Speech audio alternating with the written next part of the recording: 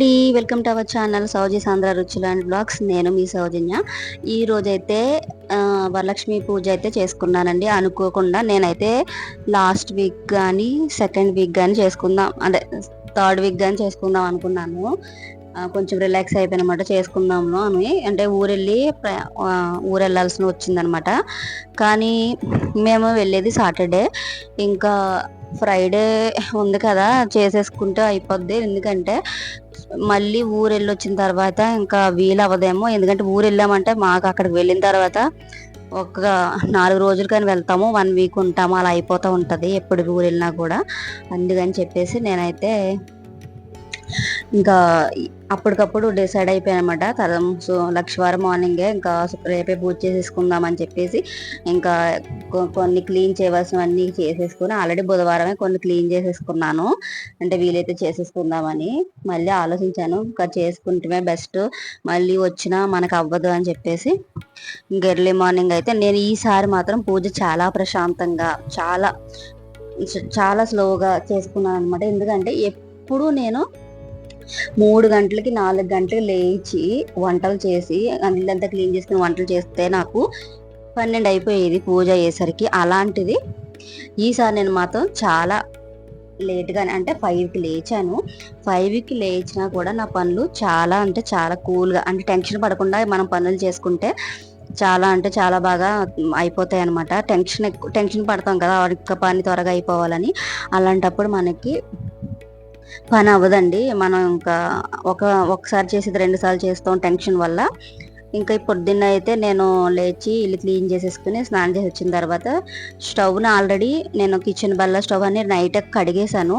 అయినా సరే మార్నింగ్ ఒకసారి మళ్ళీ స్పాంజ్తో ఒకసారి తుడిచేసి, ఒకసారి పొడి క్లాత్తో కూడా తుడిచేసి, అప్పుడు నేను ఇంకా పసుపు బొట్లు కుంకుమ బొట్లు పెట్టుకుని ఇంకా మనం పొయ్యికి దండం పెట్టుకోవాలి కదా, దండం పెట్టుకొని అగ్ని దేవుడికి దండం పెట్టుకొని ఇక్కడ మనం పూజకి చేస్తున్న వంటలన్నీ బాగా వచ్చేలాగా చూడమని నమస్కారం చేసుకుని వరలక్ష్మి దేవిని కూడా తలుచుకొని వంటలు అయితే నేనైతే స్టార్ట్ చేసేస్తాను అనమాట. ఎప్పుడూ అలాగే చేస్తాను. ఇంకా ఫస్ట్ అయితే నేను బియ్యము కడిగేస్తున్నాను. ఆల్రెడీ నైట్ మినపప్పు నానబెట్టేసాను. గారెలకి బూరెలకి వీలైతేనే గారెలు వేద్దాం అన్నట్టుగా నేను నానబెట్టాను. ఇంకా శనగలు, వడపప్పుకి పెసరపప్పు పొద్దున్నే నానబెడితే సరిపోద్ది. పెసరపప్పు వడపప్పుకి త్వరగానే నానిపోద్ది, కానీ ఒక్కొక్కసారి మర్చిపోతాం మన కంగారులో. అందుకని ముందుగానే నానబెట్టేశాను. మార్నింగ్ అయితే శుభ్రంగా వాష్ చేసి అన్ని పక్కన పెట్టుకున్నాను అనమాట. అయితే ఒక రైస్ అయితే కుక్కర్ పెట్టేస్తాను అనమాట. ఈ ఒక్క రైస్తో నాకు పరవాన్నం, దద్దోజనం, పులిహార అయిపోతాయి కదా. కానీ నాకు పులిహారకి అయితే సరిపోదని చెప్పేసి నేను ఈ రైస్తో పరవాన్నము అలాగే దద్దోజనం చేసేసాను. కొంచెం అన్నం మిగిలింది, ఇంకొకసారి కుక్కర్ పెట్టి పులిహారకి అయితే చేసేసుకున్నాను అనమాట. ఒక పక్క అయితే బూరెలు అయితే వేసేస్తున్నాను. ఈ రోజు అయితే చూడండి, మా మిక్సీ పోయింది అనమాట సడన్ గా మార్నింగ్. ఇప్పుడు ఇంకొక మిక్సీ, మా ఆంటీ వాళ్ళ మిక్సీ తెచ్చుకున్నాను. వంటలన్నీ రెడీ చేసేసి మనకి 9:30 10 అయ్యేసరికి వంటలు రెడీ అయిపోయినాయి. చూడండి, నేనైతే ఈ విధంగా రెడీ అయిపోయాను. మా విద్య వీడియో తీసింది అనమాట. ఇంకా నిత్య పూజ మందిరంలో నిత్యం పూజ చేసుకుంటాం కదా, శివునికి అభిషేకం ఇవన్నీ నేను డైలీ చేసుకునేవి కదా. డైలీ ఏ పూజ చేస్తున్నా డైలీ పూజ ఎలా చేస్తాను అవి చేసేసిన తర్వాత మళ్ళీ నేను అమ్మవారికి సపరేట్గా పీఠం పెట్టుకుంటాను కదా, ఇక్కడ పీఠం దగ్గర అన్ని అమర్చుకుని ఇక్కడ స్టార్ట్ చేసుకుంటాను. పసుపు వినాయకుడిని కంపల్సరీ చేసుకోవాలి కాబట్టి నేను ఆల్రెడీ పసుపు వినాయకుడిని చేసి పక్కన పెట్టుకున్నాను. ఇంకా కలసంలో మామిడాకులు వేయడానికి ఈసారి మామిడాకులు దొరకలేదు, అసలు బాగాలేదు అనమాట. ఇంకా తమలపాకులు పెట్టాను. కలసంలో తెలుసు కదా, కొంచెం పసుపు కుంకుమ అక్షింతలు, ఒక కాయిన్ ఏదైనా చిల్లర డబ్బులు వేసుకుని కలసం పైన కొబ్బరికాయ కూడా నేను బొట్లు అవన్నీ పెట్టి పసుపు రాసి బొట్లు పెట్టాను. ఇలా కింద ఒక ఇత్తడి ప్లేట్ పెట్టి దాంట్లో 3 గుప్పుల బియ్యం వేసి ఆ బియ్యం పైన ఈ రాగి చెంబు పెట్టుకున్నాను అనమాట. ఇంకా సారీ, అమ్మవారికి సమర్పించే సారీ అనమాట. ఇటు సైడ్ పెట్టాను కానీ నాకు సెట్ అవ్వలేదు. తర్వాత మళ్ళీ తీసి వేరే పేటేసి పెట్టాను. ఎందుకంటే మనకి అక్కడ దీపాలు అవన్నీ పెట్టుకుంటాం కదా అభిషేకం చేసినప్పుడు. అయ్యో డబ్బులు ఇంట్లో ఎప్పుడు కూడా నేను వరలక్ష్మి పూజ చేసినప్పుడు డబ్బులు ఏముంటే అవే పెడతాను. ఇంట్లో అయితే ఈసారి 200 నోట్స్ కట్టు ఉంటే అది పెట్టాను. ఇంకా అమ్మవారికి నేను అలంకరణగా మా విజ్జు నక్లీస్ ఉంటే అది పెట్టాను అనమాట. అలాగే నేను ఈసారి అయితే రూబు తీసుకుంటాం కదా వరలక్ష్మి వ్రతంకి కాయిన్, ఆ రూబు లాంటి రూబు అంటాం కదా, అది లాస్ట్ ఇయర్దే నేను చేసేసుకున్నాను. ఎందుకంటే అప్పటికప్పుడు అనుకున్నాను, మా వారు కూడా ఊర్లో లేరు మళ్ళీ కొత్తగా కొని తెచ్చుకోవడానికి.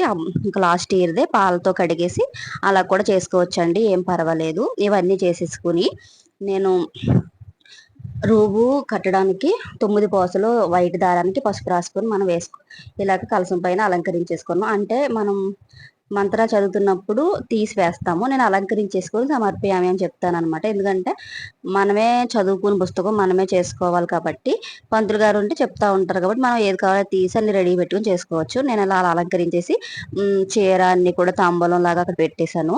ఓ పక్క ఇంకొక పీట వేసి పెట్టాను అనమాట. ఇక్కడ ఇంకా పూజ చేసినప్పుడు మాత్రమే ఈ సిల్వర్ పూజ సామాగ్రి యూజ్ చేస్తాను. అన్ని రెడీ చేసి పెట్టుకున్న తర్వాత నేను దీపారాధనకు ఆవు నెయ్యి వేసి ఒత్తులన్నీ పెట్టేసుకున్న తర్వాత నేను మనం ఉతకం తీసుకుంటాం కదా, ఓం మాధవాయ స్వాహ, ఓం నారాయణ స్వాహ అనేసి ఆడవాళ్ళు అయితే నమః అనాలంట.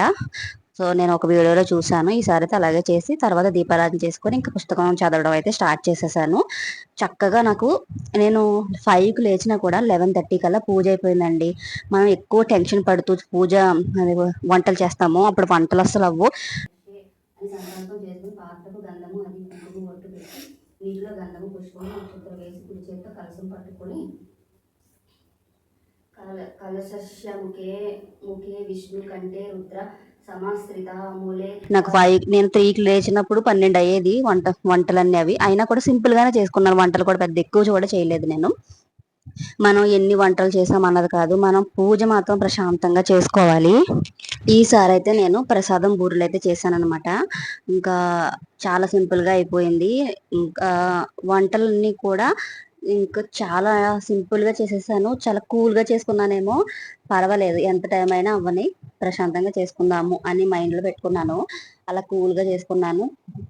నాకైతే చాలా హ్యాపీ అనిపించింది. ప్రతిసారి నేను 3కి లేచి 4కి లేచి అలా లేచి వంటలన్నీ చేసి టెన్షన్ అయిపోయి, ఒక్కొక్కసారి వంటలు కూడా మనం ఎక్కువ హడావిడిగా టెన్షన్గా వంటలు చేసినప్పుడు వంటలు కూడా పాడైపోతూ ఉంటాయి కదా. ఈసారి చేసిన కొంచెం తక్కువ వంటలైనా కూడా చక్కగా వచ్చింది. నేను పూజ మాత్రం ప్రశాంతంగా చేసుకున్నాను. ఈసారి మా విజ్జు పర్వాలేదు, వీడియో కూడా తీసింది, కొంచెం మూడ్ బాగున్నట్టుంది, నాకు వీడియో కూడా తీసి పెట్టింది అనమాట. ఇంకా ఇలా అయితే నాకు వరలక్ష్మి వ్రతం చేసుకున్నానండి. లాస్ట్లో విజ్జు అయితే నాకు తోరణం కట్టింది. నేను తోరణం పూజ చేసుకున్నప్పుడు విజ్జు ఇంట్లోనే ఉంది కదా, చక్కగా తోరణం కట్టింది. లాస్ట్లో కూడా ఇవాళ మా వారు లేకపోయినా నా పూజ కంప్లీట్ అయిపోయి ఈవినింగ్ అయితే మా వారు కూడా వచ్చేసారు. ఆశీర్వాదం కూడా తీసేసుకున్నాను మా వారి దగ్గర. ఇంకా నాకు ఈసారి వరలక్ష్మి పూజ నాకైతే చాలా బాగా జరిగిందనమాట. చాలా హ్యాపీ అనిపించింది. మీరు కూడా ఏదైనా పూజలు చేసినప్పుడు చక్కగా టెన్షన్ పడకుండా, హడావిడి కాకుండా స్లోగా చేసుకోండి. కొంచెం తక్కువ వంటలు చేసుకొని ఎక్కువ కాకుండా మనం నైవేద్యానికి సమర్పించడానికి కొంచెం చేసుకొని ఎవరికైనా పంచడానికి పూజ అయిపోయిన తర్వాత వండి అప్పుడు అందరికీ పంచాల్సిన వాళ్ళకి, ఎవరికైనా చుట్టుపక్కల వాళ్ళకి మనం ప్రసాదం పెడతాం కాబట్టి అలా పెట్టుకోవచ్చు అనమాట. నేను అలాగే చేశాను ఈసారి. ఇదేనండి ఈరోజు వీడియో. నచ్చితే ప్లీజ్ లైక్, షేర్, సబ్స్క్రైబ్. ఇంకా కంటిన్యూ అవుతుంది. నేనైతే ఇంకా వాయిస్ ఇక్కడితో ఆఫ్ చేసేస్తున్నాను. Bye bye.